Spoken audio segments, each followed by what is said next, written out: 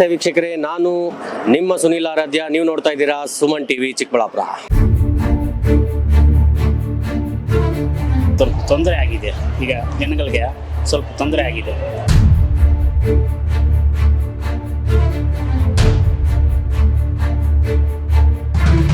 ಚಿಕ್ಕಬಳ್ಳಾಪುರದ ಗಡಿಭಾಗದಿಂದ ತಮ್ಮ ಪ್ರದೇಶಗಳ ಬಸ್ಸಿನ ವ್ಯವಸ್ಥೆಗಳ ಕುರಿತು ನಿರಂತರವಾಗಿ ಸಾರ್ವಜನಿಕರು ನಮ್ಮ ಸುಮನ್ ಟಿವಿಯ ಕದ ತಟ್ಟಿದ್ದರು.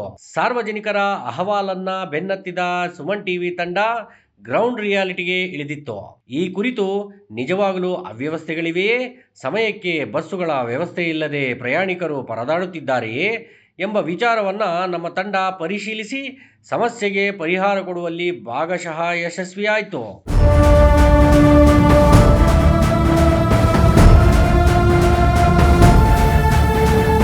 ಮೊದಲಿಗೆ ನೇರವಾಗಿ ನಗರದ ಕೆಎಸ್ಆರ್ಟಿಸಿ ಬಸ್ ನಿಲ್ದಾಣಕ್ಕೆ ಭೇಟಿ ನೀಡಿದ ನಮ್ಮ ತಂಡ ಅಹವಾಲಿಸಿಕೊಂಡಿದ್ದ ಪ್ರತ್ಯೇಕ ಸ್ಥಳಗಳಿಗೆ ಯಾವ ಸಮಯಕ್ಕೆ ಎಷ್ಟು ಬಸ್ಸುಗಳ ವ್ಯವಸ್ಥೆ ಮಾಡಲಾಗಿದೆ ಹಾಗೂ ಸಂಚರಿಸುತ್ತಿರುವ ಬಸ್ಸುಗಳು ಆ ಸ್ಥಳಗಳ ಪ್ರಯಾಣಿಕರ ಸಂಖ್ಯೆಗೆ ಸಾಕಾಗುತ್ತಿದೆಯೇ.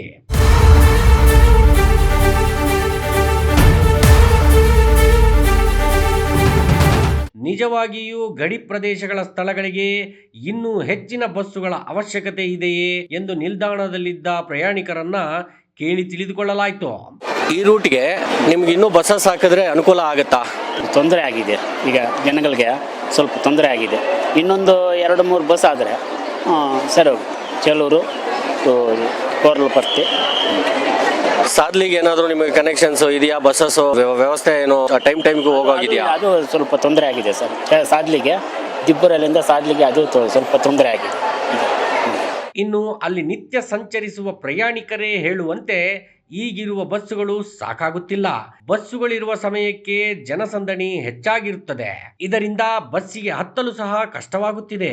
ಇನ್ನು ಹತ್ತಿದ ನಂತರ ನೂಕುನುಗ್ಗಲು ಬಹಳ ಇರುತ್ತದೆ ಎಂಬ ನೋವನ್ನ ಕ್ಯಾಮರಾ ಮುಂದೆ ಬರಲು ಇಚ್ಛಿಸದ ಪ್ರಯಾಣಿಕರೊಬ್ಬರು ತೋಡಿಕೊಂಡರು. ಗಡಿ ಪ್ರದೇಶಗಳಾದ ದಿಬ್ಬೂರಹಳ್ಳಿ, ಸಾದಲಿ ಮತ್ತು ತಾಲೂಕು ಕೇಂದ್ರವಾಗಿ ಘೋಷಿಸಲ್ಪಟ್ಟಿರುವ ಚೇಳೂರಿಗೆ ಕೇವಲ 2 ಸಮಯಕ್ಕೆ ಮಾತ್ರ ಬಸ್ಸುಗಳ ವ್ಯವಸ್ಥೆ ಇರುವುದು ಕಂಡುಬಂತು.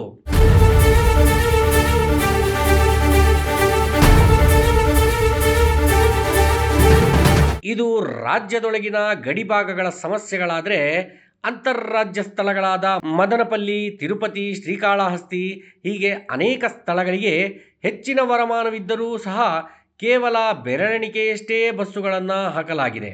ಇರುವ ಬಸ್ಸುಗಳು ಸಂಚರಿಸುತ್ತಿರುವ ಜನಸಂದಣಿಗೆ ಸಾಕಾಗುತ್ತಿಲ್ಲ. ಸೀಟುಗಳಿಲ್ಲದೆ ಜನ ಪರದಾಡುತ್ತಿದ್ದಾರೆ.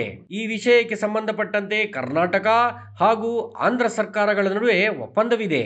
ಕರ್ನಾಟಕ ಸರ್ಕಾರದಿಂದ ಎಷ್ಟು ಬಸ್ಸುಗಳನ್ನು ಹಾಕುತ್ತಾರೋ ಅಷ್ಟೇ ಪ್ರಮಾಣದ ಬಸ್ಸುಗಳನ್ನು ಆಂಧ್ರ ಸರ್ಕಾರ ಕೂಡ ನಿಯೋಜಿಸಿದೆ. ಆದರೆ ಎರಡೂ ಸರ್ಕಾರಗಳಿಂದ ಹಾಕಲಾಗಿರುವ ಬಸ್ಸುಗಳು ಪ್ರಯಾಣಿಕರಿಗೆ ಸಾಕಾಗುತ್ತಿಲ್ಲ. ವಿಧಿ ಇಲ್ಲದೆ ಖಾಸಗಿ ಬಸ್ಸುಗಳ ಮೊರೆ ಹೋಗಬೇಕಿದೆ ಎಂದು ಅಂತರ್ರಾಜ್ಯ ಪ್ರಯಾಣಿಕರೊಬ್ಬರು ತಮ್ಮ ಅಳಲನ್ನು ತೋಡಿಕೊಂಡರು.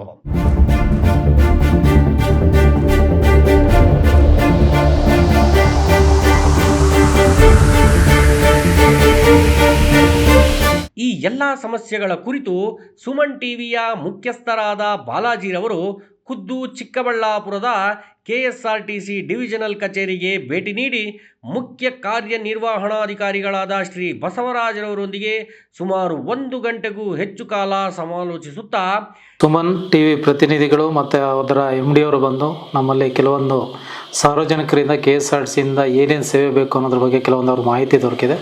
ಆ ಬಗ್ಗೆ ಕೆಲವೊಂದು ವಿಷಯಗಳನ್ನು ನಮ್ಮ ಜೊತೆ ಚರ್ಚೆ ಮಾಡಿದ್ದಾರೆ. ಚಿಕ್ಕಬಳ್ಳಾಪುರದ ಅತ್ಯಂತ ಹೆಚ್ಚು ವ್ಯಾವಹಾರಿಕ ತಾಲೂಕುಗಳೆಂದೇ ಹೆಸರುವಾಸಿಯಾಗಿರುವ ಚಿಂತಾಮಣಿ ಮತ್ತು ಶಿಡ್ಲಘಟ್ಟದಿಂದ ರಾತ್ರಿ 7ರ ನಂತರ ಸುಮಾರು ವರ್ಷಗಳಿಂದಲೂ ಯಾವುದೇ KSRTC ಬಸ್ಸುಗಳ ವ್ಯವಸ್ಥೆ ಇಲ್ಲ. ಈ ಕುರಿತು ಗಂಭೀರವಾಗಿ ಪರಿಗಣಿಸಬೇಕು. ಕನಿಷ್ಠ ರಾತ್ರಿ 9ಕ್ಕೆ ಮತ್ತು 10ಕ್ಕೆ 2 ಬಸ್ಸುಗಳ ವ್ಯವಸ್ಥೆ ಮಾಡಬೇಕೆಂದು ಸುಮನ್ ಟಿವಿಯ ಮುಖ್ಯಸ್ಥರಾದ ಬಾಲಾಜಿರವರು ಸ್ವಯಂ ಪ್ರೇರಿತವಾಗಿ ವಿನಂತಿಸಿಕೊಂಡರು. ಇದಲ್ಲದೆ ಇತ್ತೀಚೆಗೆ ಚಿಂತಾಮಣಿ ರಸ್ತೆಯಲ್ಲಿ ಸಂಚರಿಸುವ ಸರ್ಕಾರಿ ಬಸ್ಸುಗಳು ಬಹುಪಾಲು ನಗರದ ಒಳಗೆ ಪ್ರವೇಶಿಸದೆ ಬೈಪಾಸ್ ಮೂಲಕವೇ ಹೋಗುತ್ತಿವೆ.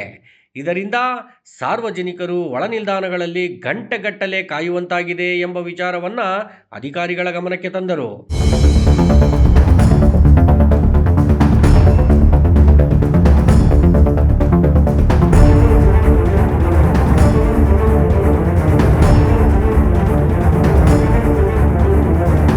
ಕಾರ್ಯನಿರ್ವಹಣಾಧಿಕಾರಿಗಳಾದ ಶ್ರೀ ಬಸವರಾಜರವರು ಬಹಳ ಸಕಾರಾತ್ಮಕವಾಗಿ ಸ್ಪಂದಿಸಿದರು.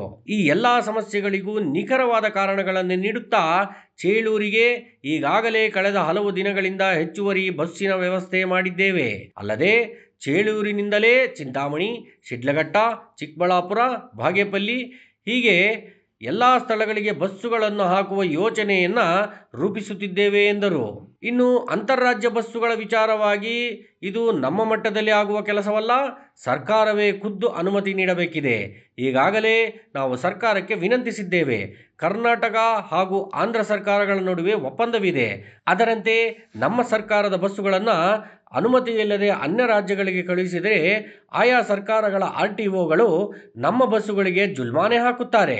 ಹಾಗಾಗಿ ಸರ್ಕಾರದ ಮಟ್ಟದಲ್ಲಿ ಅನುಮತಿ ಪಡೆಯದೆ ಬಸ್ಸುಗಳ ಹೆಚ್ಚುವರಿ ನಿಯೋಜನೆ ಸಾಧ್ಯವಾಗುತ್ತಿಲ್ಲ ಎಂಬ ಮಾತಾಡಿದರು. ಏನಾಗಿದೆ, ಇದಕ್ಕೆ ಸಂಬಂಧಪಟ್ಟಂತೆ ಇಂಟರ್ಸ್ಟೇಟ್ ನಮ್ಮಲ್ಲಿ ಪರ್ಮಿಟ್ಸ್ ಏನಿದೆಯೋ ಅಷ್ಟು ಪರ್ಮಿಟ್ನ ನಾವು ಉಪಯೋಗಿಸ್ಕೊಂಡು ಈಗಾಗಲೇ ಕಾರ್ಯಾಚರಣೆ ಮಾಡ್ತಾ ಇದ್ದೀವಿ. ಮುಂದಿನ ದಿನಗಳಲ್ಲಿ ಆಂಧ್ರ ಮತ್ತು ತೆಲಂಗಾಣ ಜೊತೆ ಅಗ್ರಿಮೆಂಟ್ ಆಗೋದು ಒಂದು ಪ್ರೋಸೆಸ್ಸಲ್ಲಿ ಇದೆ. ಅದು ಅಗ್ರಿಮೆಂಟ್ ಮುಗಿದ ಮೇಲೆ ನಾವು ಸಾಕಷ್ಟು ಈಗಾಗಲೇ ಪರ್ಮಿಟ್ಗೆ ಅಪ್ಲೈ ಮಾಡಿದ್ವಿ. ಎಲ್ಲ ಪ್ಲೇಸಸ್ಗೂ ಪರ್ಮಿಟ್ಗೆ KSRTCಯಿಂದ ಅಪ್ಲೈ ಮಾಡಿದ್ದೀವಿ. ಇಲ್ಲಿಂದ Bengaluru to Madanapalle, Bengaluru to Rayachoti, Bengaluru to Anantapur, Bengaluru to Hindupur, Kadri ಇಂಥ ಕಡೆ ಪ್ರಮುಖವಾದ ಸ್ಥಳಗಳು ಏನಿದೆಯೋ ಅಲ್ಲಿಗೆಲ್ರಿಗೂ ಪರ್ಮಿಟ್ ಅಪ್ಲೈ ಮಾಡಿದ್ವಿ. ಆ ಪರ್ಮಿಟ್ ಸಿಕ್ಕಿ ಅಗ್ರಿಮೆಂಟ್ ಫೈನಲೈಸ್ ಆಗದಲ್ಲೇ ನಾವು ಗಾಡಿಗಳನ್ನ ಅಲ್ಲಿ ಓಡಿಸೋಕ್ಕಾಗೋಲ್ಲ. ಇಂಟರ್ಸ್ಟೇಟಲ್ಲಿ ಅಗ್ರಿಮೆಂಟ್ ಫೈನಲೈಸ್ ಆದ ತಕ್ಷಣ ಅಲ್ಲಿ ಎಲ್ಲೆಲ್ಲಿ ಸರ್ವಿಸಸ್ ಬೇಕೋ ಆ ಸರ್ವಿಸ್ನ ನಾವು ಇಂಟರ್ಸ್ಟೇಟಲ್ಲಿ ಆಪ್ರೇಟ್ ಮಾಡ್ತೀವಿ. ಚಿಂತಾಮಣಿಯಿಂದ ಶಿಡ್ಲಘಟ್ಟದ ಮೂಲಕ ಚಿಕ್ಕಬಳ್ಳಾಪುರಕ್ಕೆ ರಾತ್ರಿ ವೇಳೆ ಹೆಚ್ಚುವರಿ ಬಸ್ ವ್ಯವಸ್ಥೆಯ ಕುರಿತ ನಮ್ಮ ವಿನಂತಿಯನ್ನ ಅಂಗೀಕರಿಸಿ ಹೆಚ್ಚುವರಿ ವಾಹನ ನಿಯೋಜಿಸುವುದಾಗಿ ಆಶ್ವಾಸನೆ ನೀಡಿದರು. ಲೇಟ್ ಅವರ್ಸಲ್ಲಿ ಅಂದರೆ ರಾತ್ರಿ 8 ಗಂಟೆಯ ನಂತರ ಚಿಂತಾಮಣಿಯಿಂದ ಶಿಡ್ಲಘಟ್ಟ ಮತ್ತು ಚಿಕ್ಕಬಳ್ಳಾಪುರಕ್ಕೆ ಸರ್ವಿಸ್ ಇಲ್ಲ ಅಂತ ಹೇಳಿದ್ದಾರೆ. ಅದ್ರ ಬಗ್ಗೆ ನಾವು ಪರಿಶೀಲನೆ ಮಾಡಿ ಏನು ಪ್ರಯಾಣಿಕರಿಗೆ ರಿಕ್ವೈರ್ಮೆಂಟ್ ಇದೆ ಅದ್ರ ಪ್ರಕಾರ ಒಂದು ಟ್ರಿಪ್ಪನ್ನು ನಾವು ಹೆಚ್ಚುವರಿ ಸರ್ವಿಸ್ನ ನಾವು ಕೊಡ್ತೀವಿ. ಚಿಂತಾಮಣಿ ನಗರದ ಒಳ ನಿಲ್ದಾಣಕ್ಕೂ ಸಂಚರಿಸುವ ಕುರಿತು ತಮ್ಮ ವಾಹನಗಳಿಗೆ ತಾಕೀತು ಮಾಡುವುದಾಗಿ ತಿಳಿಸಿದರು. ಅದಕ್ಕೆ ಸಂಬಂಧಪಟ್ಟಂತೆ ನಮ್ಮ ಚಿಕ್ಕಬಳ್ಳಾಪುರ ವಿಭಾಗದ ಎಲ್ಲ ಬಸ್ಗಳು ಸಹ ನಮ್ಮ ಚಿಂತಾಮಣಿ ಮೂಲಕನೇ ಕಾರ್ಯಾಚರಣೆ ಆಗ್ತದೆ. ಆದರೆ ಕೆಲವೊಂದು 4 ರಿಂದ 5 ಗಾಡಿಗಳು ಬೇರೆ ಡಿವಿಷನ್ ಗಾಡಿಗಳು ಬೈಪಾಸಲ್ಲಿ ಹೋಗ್ತಾ ಇದೆ. ಅದನ್ನು ಸಂಬಂಧಪಟ್ಟದ ವಿಭಾಗಕ್ಕೆ ಮಾತಾಡಿ ಅಲ್ಲೂ ಆ ಸರ್ವಿಸಸ್ನು ಸಹ ಚಿಂತಾಮಣಿ ಮುಖಾಂತರ ಕಾರ್ಯಾಚರಣೆ ಮಾಡೋದಕ್ಕೆ ನಾವು ವ್ಯವಸ್ಥೆ ಮಾಡ್ತೇವೆ. ಇದೇ ವೇಳೆ ಸರ್ಕಾರಿ ಬಸ್ಸುಗಳಲ್ಲಿ ಚಲಿಸುವುದರಿಂದ ಸಾರ್ವಜನಿಕರಿಗಾಗುವ ಉಪಯೋಗಗಳು ಹಾಗೂ ಭದ್ರತೆಯ ಕುರಿತು ಜನರಲ್ಲಿ ಅರಿವು ಮೂಡಿಸುವ ನುಡಿಗಳನ್ನಾಡಿದರು. KSRTC ಮತ್ತು ಪ್ರೈವೇಟ್ಗೆ ಡಿಫ್ರೆನ್ಸ್ ಏನು ಅಂತಂದರೆ, ನಮ್ಮ KSRTC ಯಾವುದೇ ಒಬ್ಬ ಚಾಲಕ ಕೆಲಸ ಮಾಡ್ತಾ ಇದ್ದಂದರೆ ಅವ್ನಿಗೆ 100% ಲೈಸೆನ್ಸ್ ಇರುತ್ತೆ ಮತ್ತು ಅವ್ನು ಟ್ರೈನ್ಡ್ ಡ್ರೈವರ್ ಇರ್ತಾನೆ. ಅವನಿಗೆ ಮೇಲಿಂದ ಮೇಲೆ ಸಾರ್ವಜನಿಕರ ಜೊತೆ ಹೇಗೆ ಬಿಹೇವ್ ಮಾಡಬೇಕು ಅನ್ನೋದ್ರ ಬಗ್ಗೆ ನಾವು ಮಾಹಿತಿ ಕೊಡ್ತಾ ಇದ್ದೀವಿ, ಚಾಲಕ ನಿರ್ವಾಹಕರು ಇಬ್ಬರಿಗೂ ಸಹ.